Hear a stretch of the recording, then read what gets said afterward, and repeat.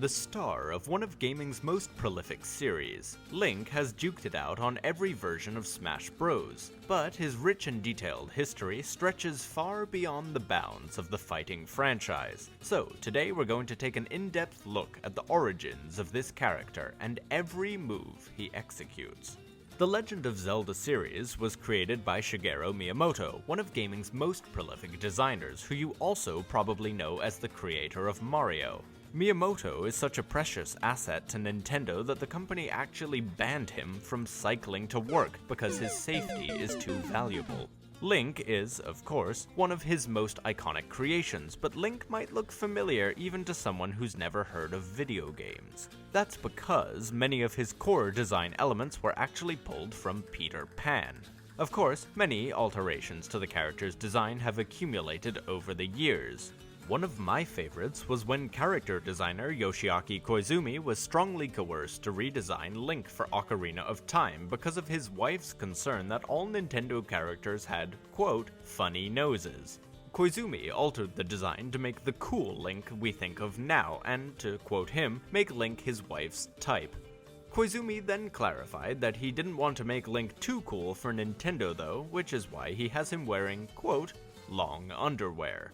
Other odd tidbits that have been lost to history include how Link got his unusual name. It's actually down to some significant changes in the design of the Triforce. Originally, the Triforce was envisioned to be made of fragments of electronic chips, and the games would take place both in the past and the future, with the hero serving as a link between the two. This Assassin's Creed-style plot device was dropped, but the character name was not. This brings us to today, where Link is happily smashing away with decades worth of moves represented in his character. What's notable about Link compared to other characters is that there are many distinct Links throughout the Smash series, correlating with distinct Links throughout the Legend of Zelda series. I'm excluding Young Link and Toon Link here as those are different characters entirely, and talking purely about the evolution of Link himself across Smash. The Link from Smash 64 and Melee is Ocarina of Time Link, but this updates to Twilight Princess Link for Brawl and Smash 4, and finishes with another update to Breath of the Wild Link for Ultimate. It's not just design and move animation, even the voice acting updates throughout the series. Each of these Links was voiced by a different actor, and the voice clips are swapped out for the correct actor with each character update in Smash. All of the games before Ultimate actually just used recycled voice clips from their respective Zelda game. Because of this commitment to following alongside the current Link, we can also see slight move changes across the series. I'll be focusing mostly on Link and his moves from Ultimate, but I'll discuss some of these interesting changes along the way too. Let's get into it. Starting at the start, Link soars in on his paraglider from Breath of the Wild as he's entering the match. The paraglider shows up in the game when Link meets an old man who explains to him that he must use a paraglider to escape the isolated Great Plateau he is on. Smash makes delightful use of this on the Great Plateau Tower stage, where you can see the old man occasionally paragliding in the background. It's not actually the first time Link has had a glider-like device. In Wind Waker, he had the Deku Leaf, and even in Ocarina and Majora's Mask, Link could use a cuckoo to slow descent. But the specific glider here is clearly that of Breath of the Wild. This entrance is also brand new for Ultimate, as Brawl and Smash 4 had him stepping out of a whirlwind, which was probably inspired by the original Legend of Zelda, where Link could summon a small tornado with his flute to warp him to other areas. Even earlier was his entrance into Smash 64, where he entered via a column of light, the same way he left dungeons in Ocarina of Time. Let's next look at his simple slashes. There's some beautiful attention to detail here. Most of Link's attacks are initiated with his sword, which has been updated to mirror a small new detail from Breath of the Wild, namely the fact that Link is right-handed in that game. His right-handedness has also been updated in Smash. Traditionally, Link has been predominantly left-handed before Breath of the Wild, and in every previous Smash iteration this was carried out as well. In fact, the only real exception to lefty Link are games that use motion sensing, such as Skyward Sword, because of the ease of use with predominantly right-handed players. Weirdly, this means that for the GameCube version of Twilight Princess, Link is left-handed, but for the Wii port, he is mirrored so that the motion controls work more easily. After his right-handedness in Breath of the Wild caused a relative stir among people who care about that sort of thing, the game's producer scrambled during an interview to clear up that Link is ambidextrous. As for his actual moves, his neutral attack used to be a 3-hit combo that was directly inspired by his finishing blow against Ganon from Ocarina of Time, but it's updated for the first time with Smash Ultimate, and the third blow is no longer a thrust but rather a vertical swipe. Lots of Link's moves involve the Master Sword, including all of his tilts. It's possible that his forward tilt is inspired by the type of slash he uses while Z-targeting in Ocarina of Time. His up tilt is an overhead slash that I couldn't find a specific reference for from earlier games, but is probably just a directional continuation of his slashing moves. The down tilt is possibly a reference to the crouching stab from Zelda 2, but this actually much more closely resembles his ledge attack. The ledge attack may also take inspiration from the shield jab in Ocarina of Time. Another classic borrow, his dash attack seems to be taken from the jump slash in Ocarina. New for Smash Ultimate is a cute, if not terribly useful, Easter egg. In many Legend of Zelda games, if Link is at full health, his sword will send out a beam of light when swung, acting as a long-range weapon. This is incorporated here, too, and while Link remains at 0% damage, his forward smash will send out one of these beams. His up and down smashes are other sword-type variations that I couldn't find compelling origins for. If we take to the skies for a bit, we can look at Link's variety of aerial moves. His neutral aerial is a type of flying kick, a move style that became known as a sex kick in the Smash community. This term was coined by professional Smash tournament director Matt Deasy, and from what I gather, it's a fairly feeble innuendo that has something to do with the move's powerful thrust. Whatever this move stirs up in you, it's regardless become an important type of attack that is found across several characters. While his forward and backward aerials are Smash originals, his up and down aerial both harken back to Zelda 2, the down even retaining its ability to bounce off the heads of foes. His down aerial also later appears in many games including Minish Cap and Breath of the Wild. However, the upward version only ever reappears in Smash and Soul Calibur 2, where Link is a guest fighter for the GameCube version.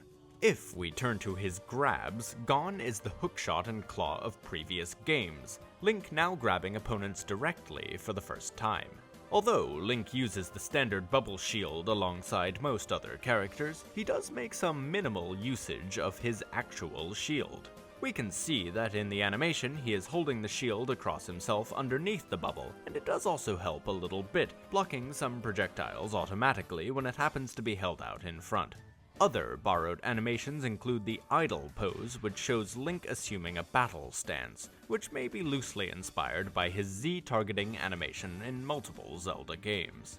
Although his basic attacks and animations hold a lot of great detail, I think it's Link's specials that pay the deepest homage to the character. His specials have been continually updated throughout the series, both in design and function, to stay representative of current Zelda games. Let's start first with his neutral special, the bow and arrow. When the bow was introduced in Melee, it was based on the fairy bow from Ocarina, but then updated to the Twilight Princess Hero's bow for Brawl and Smash 4. In Ultimate, it is updated again to the Traveler's bow, an early weapon from Breath of the Wild. It actually picks up some of the properties from this game as well. New for Ultimate is the ability to pick up arrows that missed and reuse them as weapons. If Link picks up an arrow from the ground, he can even reuse it to fire 2 arrows in one go. This property is based off the Duplex bow, a Breath of the Wild bow that can simultaneously fire 2 arrows along the same trajectory.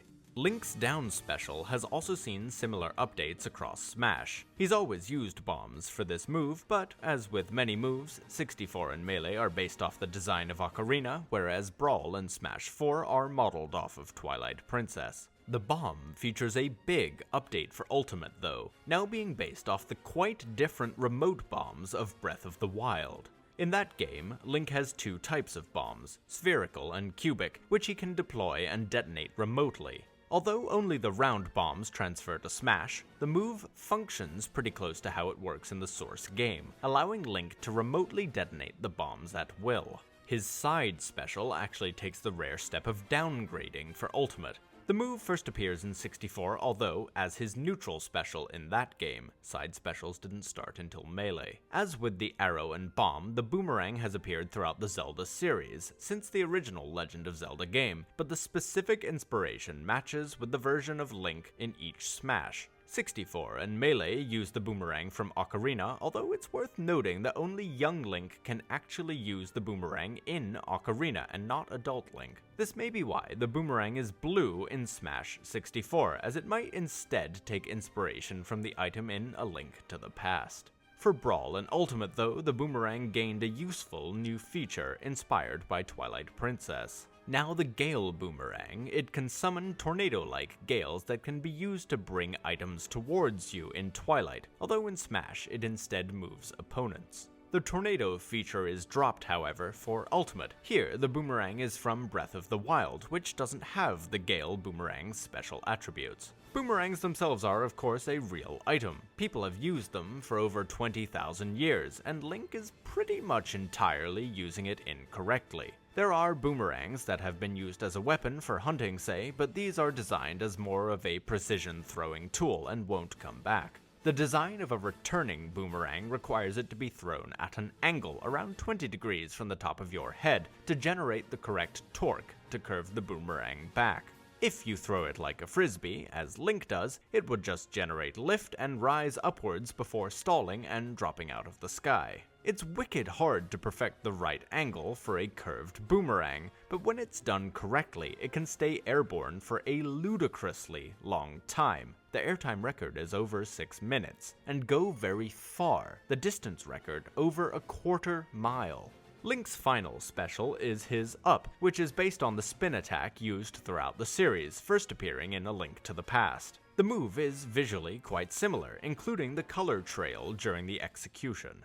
This move has long had the ability to charge as well, although this wasn't introduced in Smash until Brawl. As this completes his main moveset, let's turn to his taunts. Link's down taunt has appeared across every Smash except Melee, where he instead weirdly grunts and admires himself. For this move, he assumes a Fujian White Crane style stance, this being a martial art based on a legend where a woman couldn't fight off a crane, so instead she created a combat style to fight like a crane. It's been repeatedly stated that the move is based off the attack stance from Zelda 2, and after some squinting and a bit of imagination, I've decided it's a reasonable enough explanation. Link's side taunt shows the Master Sword glowing blue, updated from his previous taunt where Navi from Ocarina would fly around him. Even though Navi is therefore never used in Ultimate, a character model still exists in the game's code, implying at some early stage Link was originally intended to keep this taunt. The final taunt, his up taunt, hasn't been updated from prior Smash Bros, however, and is still based on his victory pose in Twilight Princess. This means the last major Link move to talk about is his final smash. This move is updated for Ultimate from the old Triforce Slash, although the move is still used by Toon Link and Young Link, so we'll talk more about that when we get to videos on those characters. Regular Link's new final is the Ancient Bow and Arrow from Breath of the Wild. In that game, ancient arrows are extremely strong weapons that can even defeat Guardians with one well-placed hit. Guardians are huge ancient machines often under the control of Calamity Ganon. Of course, once you've slammed the enemy with this final, you may just win the battle and see one of Link's 3 victory animations. You can actually choose which victory animation you want by holding a direction on the D-pad as the match ends. The left is his character chosen animation from Smash 64, the only game in the series with animated character selection. The up victory is a staple animation that has appeared since he obtained the sword in the original game, and the right victory is very similar to his up taunt, therefore probably also being based on the Twilight Princess victory pose. The victory theme that plays across all of these is an embellished remix of the theme from the original Legend of Zelda that played when Link got a piece of the Triforce. The last thing I want to cover for Link are his costume changes. The most notable change is of course that his default is no longer the bright green Peter Pan-esque tunic of his prior games, but rather the blue champion's tunic from Breath of the Wild. Despite this, when Kirby steals Link's ability, Kirby still dons the traditional green hat, even though Link doesn't even wear a cap in his new default costume. It's not until his first alternative that we see a more familiar Link. The green Link wears the Hero of the Wild set from Breath of the Wild, which is itself based on the classic Link look. The red costume is based on the Hylian tunic, also from Breath of the Wild. The next one is excellent. It's based off one of Link's transformations in Majora's Mask when he wears the Fierce Deity's mask. The indigo color represents another Breath of the Wild costume, this time the Royal Guard uniform, originally obtained through a Breath of the Wild DLC. The next costume is a more muted green based off the Twilight Princess costume, which was Link's standard outfit for Brawl and Smash 4. The white alternative is from Skyward Sword, representing his appearance as a resident of Skyloft at the beginning of that game. The final costume is directly based on the dark armor set from Breath of the Wild, which itself is a nod at Dark Link. This mysterious, evil figure actually first appears in Zelda 2, but doesn't resemble its current design until its appearance with the Dark Interlopers in Twilight Princess. Well, that wraps up our analysis of Link's moves for now, but if that wasn't enough for you, be sure to subscribe for more Links, as well as every single other character, further down the road. And hey, maybe you like other things too. On our channel we cover games, travel, exploration, and history, and just about anything else we hope is interesting. Thanks for watching, and we'll see you soon.